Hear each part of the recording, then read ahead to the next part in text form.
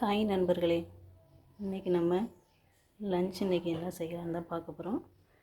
இன்றைக்கி நம்ம முருங்கைக்காய் பச்சடி செய்ய போகிறோம். முருங்கைக்காய் பச்சடிக்கு தேவையான பொருட்கள்: தக்காளி 1, பெரிய வெங்காயம் 1, வரமிளகாய் 1, தேவையான அளவு கருவேப்பிலை, ஒரு லெமன் சைஸ் புளி, பருப்பு தேவையான அளவு கொஞ்சமாக போட்டால் போதும்,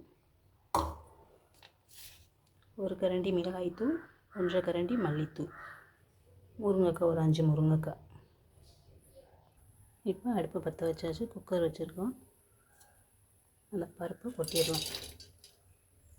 கொட்டிட்டு தேவையான அளவு தண்ணி ஊற்றிக்கலாம்.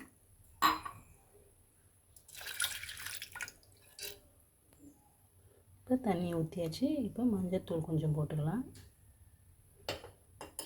மஞ்சத்தூள் போட்டு இப்போ குக்கரை க்ளோஸ் பண்ணிடலாம். ஒரு 3 விசில் வரட்டும்.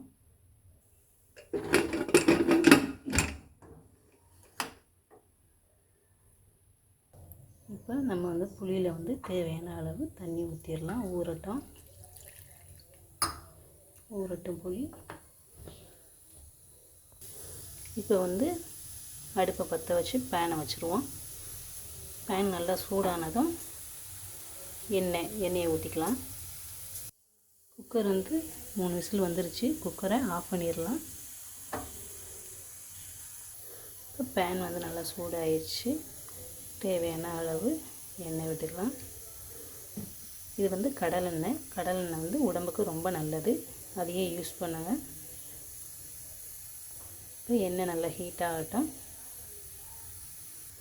எண்ணெய் நல்லா ஹீட் ஆகிடுச்சு. நம்ம இப்போ சோம்பு போட்டுக்கலாம். சோம்பு போட்டதுக்கப்புறம் கடுகு கொஞ்சம் போட்டுக்கணும். உளுந்து 2. இப்போ நறுக்கி வச்சுருக்கோம்ல வெங்காயம், அதை எடுத்து போட்டுக்கலாம்.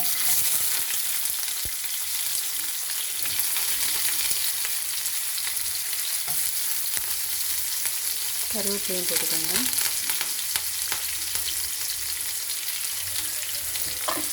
நல்லா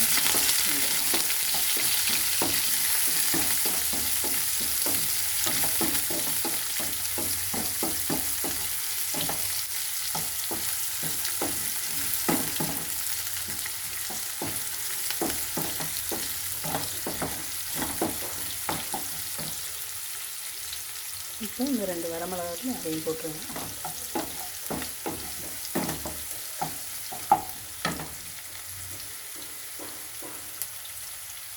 இப்போ வெங்காயம் வதங்கிடுச்சு. இப்போ நம்ம தக்காளி சேர்த்துக்கலாம்.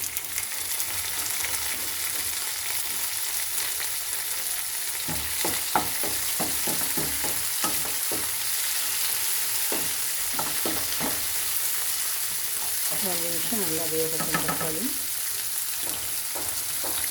தக்காளி குக் ஆகிடுச்சு பாதி. இப்போ நம்ம டர்மரிக் கொஞ்சம் ஆட் பண்ணிக்கலாம். நம்ம பருப்பில் கொஞ்சம் போட்டிருக்கோம், இதுலேயும் கொஞ்சம் போட்டு வளர்க்கணும். இப்போ கலர்ஃபுல்லாக இருக்கும்.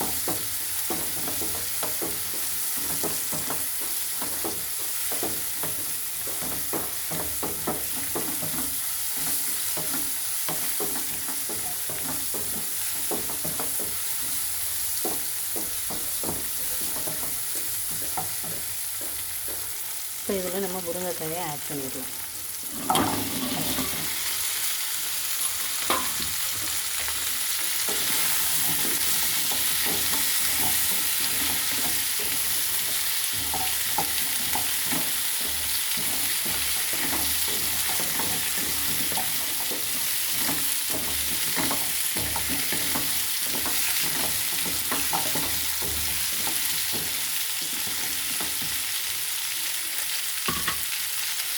நல்லா ஒரு 2 நிமிஷம் குக் ஆகட்டும். க்ளோஸ் பண்ணி வச்சுக்கலாம். இப்போ 2 நிமிஷம் ஆச்சு. நம்ம ஓப்பன் பண்ணி பார்க்கலாம். நல்லா குக் ஆகிருக்கு. இது நம்ம இப்போ உப்பு போடணும். தேவையான அளவு உப்பு. இப்போ இந்த காயில் போட்டால் தான் நல்லா சாரும் உப்பு. ஒரு கிண்டி வைக்கணும்.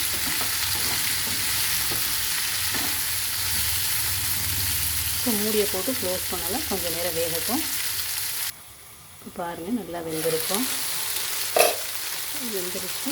நீங்கள் வந்து நம்ம என்ன பண்ணணும்னா அந்த பருப்பு வெந்திருக்கும், அதை ஓப்பன் பண்ணி பார்க்கலாம். பார்த்திங்களா, பருப்பு இந்த அளவுக்கு வெந்தால் போதும். ரொம்ப வெந்தாலும் டேஸ்ட் நல்லா இருக்காது. இந்த அளவுக்கு வெந்தால் போதும். அடுத்து இதில் வந்து நம்ம வந்து மிளகாய்த்தூள் மல்லித்தூள் எடுத்து வச்சுருக்கோம் பார்த்திங்களா, அதை இதில் கொட்டிடலாம்.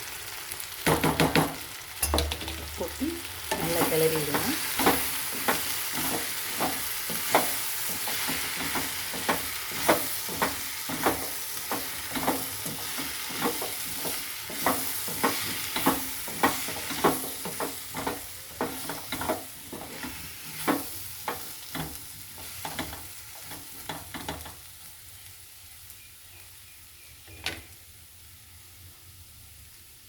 இப்போ இதில் வந்து புளி கரைச்சல் ஊற்றிடலாம்.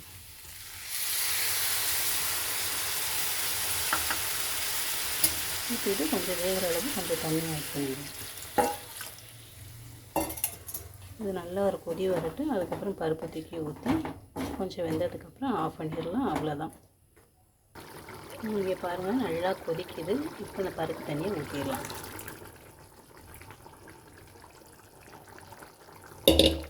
இது ஒரு கிளறி விடலாம்.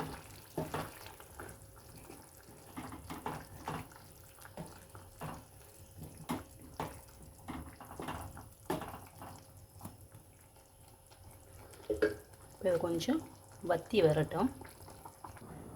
பாருங்கள் ஃப்ரெண்ட்ஸ், நல்லா கொதிச்சிருச்சு. ஓப்பன் பண்ணி பார்க்கலாம். பாருங்கள் நல்லா இது வத்திருச்சு. இதை நம்ம கொஞ்சம் ஆற விட்டோம்னா இன்னும் கெட்டியாயிரும். சாதத்துக்கும் போட்டு சாப்பிட்லாம், தோசை இட்லி எதுக்காக இருந்தாலும் சாப்பிட்லாம். ட்ரை பண்ணி பாருங்கள். டேஸ்ட்டு நல்லா இருந்தால் லைக் பண்ணுங்கள், ஷேர் பண்ணுங்கள், கமெண்ட் பண்ணுங்கள், சப்ஸ்கிரைப் பண்ணுங்கள் ரம்யா பாண்டி சேனலை.